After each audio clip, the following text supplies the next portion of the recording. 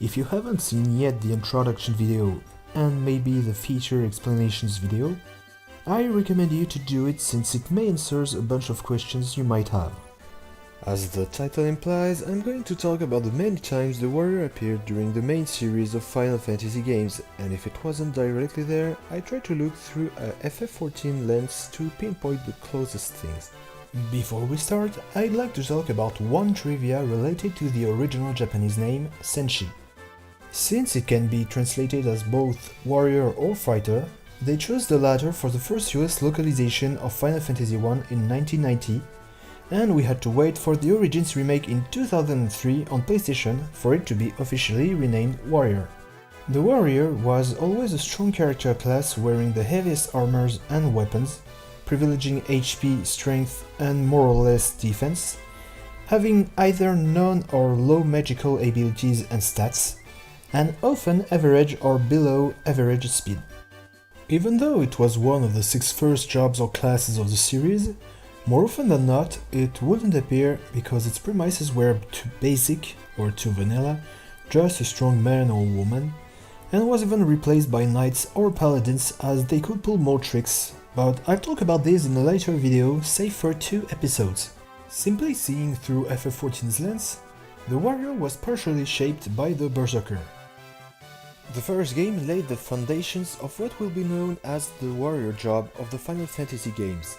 Little reminder of the vertical line setting, the warrior was the most suitable class to be put on top, since it was a spot most likely to be targeted by the enemy's physical attacks. Stats-wise, the warrior boasted the highest stamina, lowering physical damages received, the first place in strength until the monk catched up while leveling, and the highest HP between all the starting jobs. However, the first FF tried to balance things out, so each job had some weaknesses. The warriors were its intelligence that acted as a magic defense and attack at the same time, being the lowest of all, and the other one was the big amount of money you had to spend to buy your warrior the best gear available to withstand big damages and to keep its own damage output really high. But at least the EXP grinding made it up for it. Last things to add about the original NES sprites. Probably due to technical limitations, they went for red armor that would stay in the remakes, and red hair that was changed to blonde in a Japan-exclusive handheld console named the WonderSwan color, and stayed that way in the subsequent remakes. That original sprite was the one used for a minion in FF14 called the Warriors of Light that would randomly summon the warrior, the white mage, or the black mage. The main antagonist until level 15 during the warrior side story in FF14 also has red hair. The warrior, just like the other jobs, could be upgraded at some point in the game into a knight. I'll cover that part in a future video. Let's head now to the next episode of Final Fantasy. Because of the skill-based advancement, we have to look at the carry design, the starting equipments, and the base stats to pinpoint a warrior. Guy started with an axe, the highest stamina that determined the growth of HP that were already the highest between the 3 permanent characters, and finally the highest strength. All of this was expected from the overall carry design, Guy being tall, muscular, and kinda slow in the head with some speech impediment. We can conclude that he was the embodiment of the warrior, despite being able to be proficient in magic too. For those of you who had spotted it, in the NES, Furion had a sprite nearly identical to the FF1 warrior, and Guy had a color swap thief sprite. This overlook was probably caused by the technical limitations, and each of them gained their own sprites in the WonderSwan Color remake and the next ones. And off we go to Final Fantasy III. Just like the first game, the warrior had a big HP pool, high strength, and was able to wear the heaviest armors between the first jobs and a variety of weapons. In the original version, it became useless once you unlocked the second batch of jobs. In the DS1, thanks to a major balancing of all jobs, the warrior saw its stat boosted so it could be used throughout the whole game and got itself a new exclusive skill, Advanced. This skill was an improved attack, hence the name, that would sacrifice your physical defense to deal more damages until your next turn. The boost in damages both inflicted and received was improved by the warrior job level. Let's proceed to the next episode. Unfortunately, despite the love of diversity and some of the characters being able to wear heavy armors, none of them was a warrior, even in Interlude and the After Years.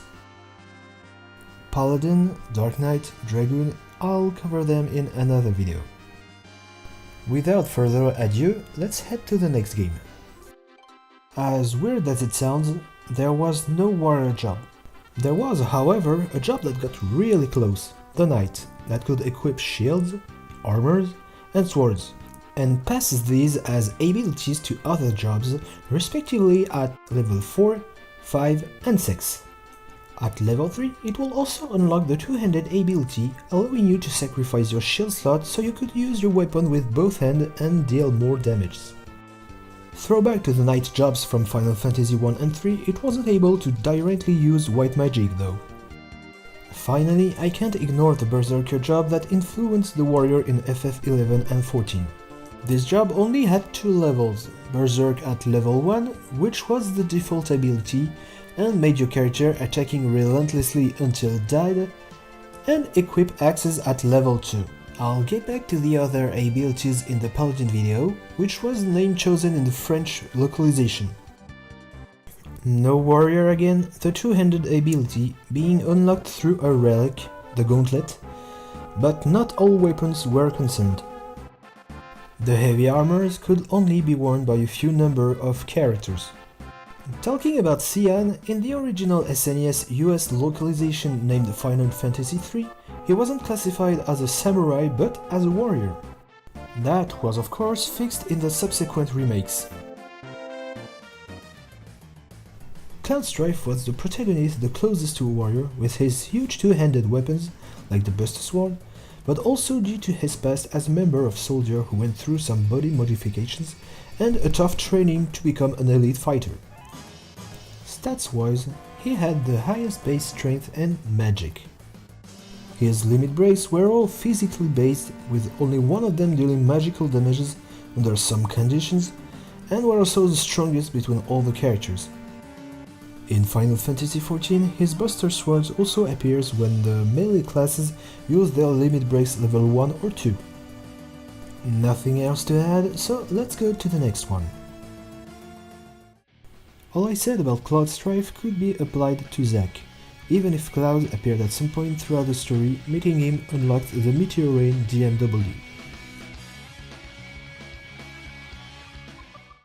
Looking through base stats, the character design and the weapons associated, the character that somewhat got close to a warrior was Road Mail, Rodo Toko in Japanese, as he used Electromag Road, was a bike game member before joining the Turks, had an informal and crude way of speaking, and base stats just a bit more physical damages oriented. The other FF7 characters appeared more or less throughout the game, but we can't say there was any warrior in it. Following the 7th game's logic, FF8's protagonist closest to the warrior was Squall Leonhardt, wielding his iconic gunblade, which he uses with both hands most of the time. Story-wise, he was a member of a military school called Balam Garden, raising special soldiers named Sid, hence the Garden part of the name, to fight against sorcerers or as mercenaries. Stats-wise, if we just overlook the fact that he was the only permanent character to stay at the highest hit accuracy value at all time, which was 255%, yes, I know, he still was the one starting with the highest HP pool and vitality, which acted as physical defense. His limit breaks also showed off his gunblade abilities like Cloud with his Buster Sword in FF7.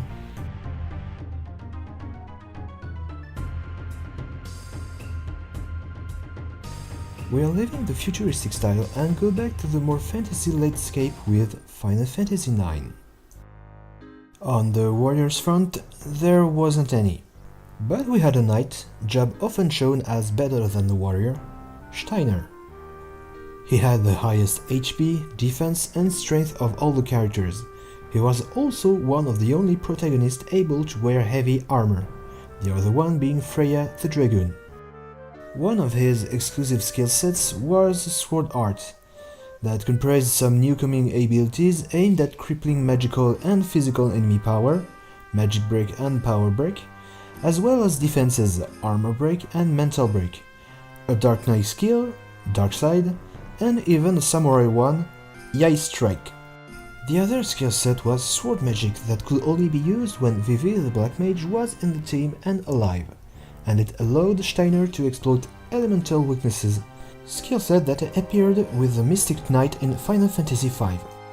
Steiner appeared then as a somewhat fusion between Knight, Dark Knight, Mystic Knight, and even Samurai.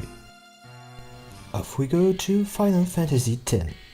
On the subject of the warrior, there was one character getting close to it, Tidus.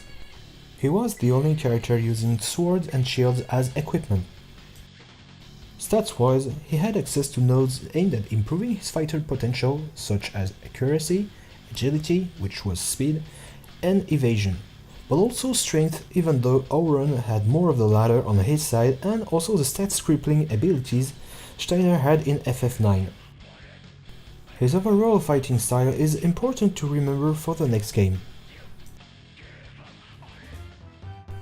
The warrior dress sphere was one of the 4 primal dress spheres you had at the beginning of the game. Also, Pain's default design in cutscenes was her warrior one.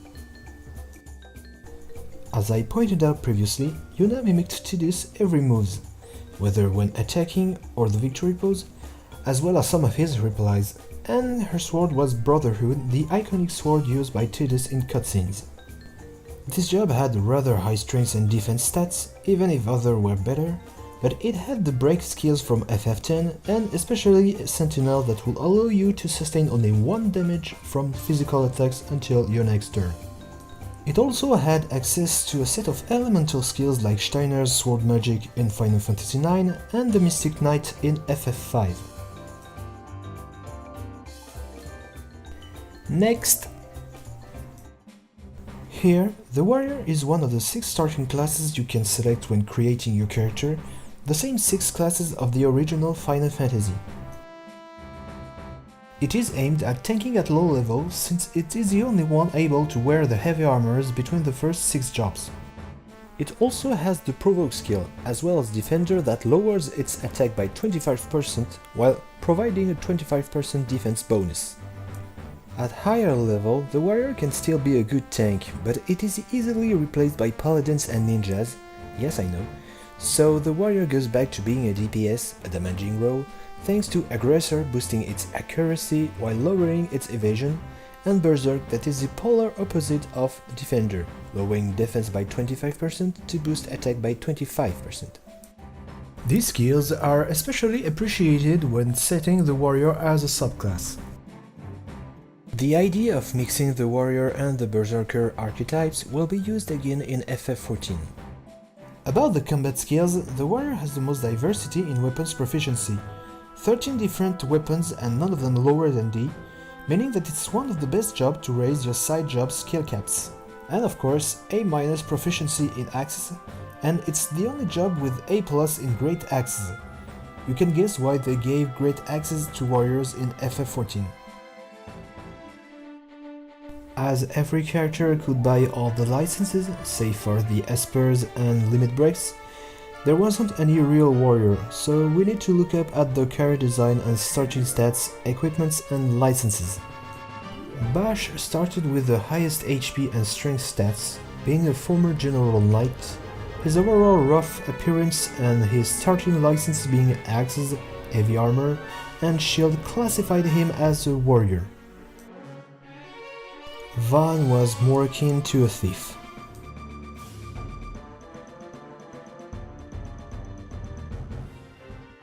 Even though the melee units usually regrouped skills associated with melee class jobs from previous Final Fantasy games, there was no warrior in the protagonist's roster. Of the 6 roles, one of them revolved around dealing the highest possible damages, the Commando. Considering it as the warrior can be a stretch, as it could also use neutral type magic Ruin and Runga, the AoE version. It was usually paired with another role called the Ravager, that relied on elemental skills and spells. The Ravager was useful for filling the chain gauge faster, despite its lower damage output, whereas the Commando had to slow down the gauge depletion until the enemy gets into a stagger state. The Ravager could then keep on adding more bonus to the chain gauge as the Commando saw his damages going ever higher. Between the 6 heroes, Lightning was the one more fitting to the warrior stereotype, with her sword, her affinity with the Commando role, and Ravager in a lesser way, but also thanks to her backstory as an elite soldier and her Eidolon Odin. Eidolons were this episode's summons. Fang was the character with the best strength growth, but her using spears as weapons fitted her into the dragon archetype. Because of having only 2 main characters, they both had a lot of abilities and were quite hard to associate with the known FF job. Stats-wise, Noel had more HP and strength, but he was also able to be a good healer and synergist, the team buffing role, thanks to his array of effect spells. Even his exclusive commando skill, Meteor Javelin, was reminiscent of the dragon rather than the warrior. In Lightning's DLC, where she fought against Caius, the main antagonist, she had access to improved version of the main game roles, the commando being called Paladin and the sentinel named Knight. No comment. You could unlock her in the main game as a commando monster if you completed twice her 2 fights with a 5 stars rating. Lightning's design in this game already made her appear as a warrior or a knight, but you still could find the Amazon warrior garb that had Soul of the Warrior, which upgraded your HP and attack power. Also, that great axe made of ice used by Snow has been added to FF14 as a warrior weapon through an event, but it's now only available through the mod shop.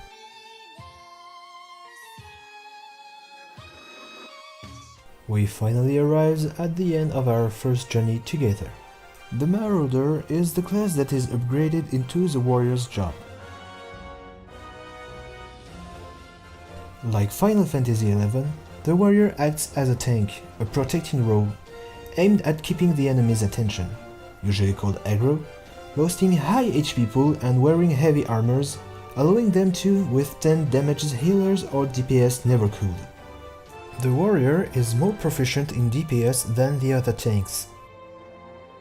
As opposed to the 11th, it still can tank really efficiently all along its leveling thanks to a self-buff called Defiance.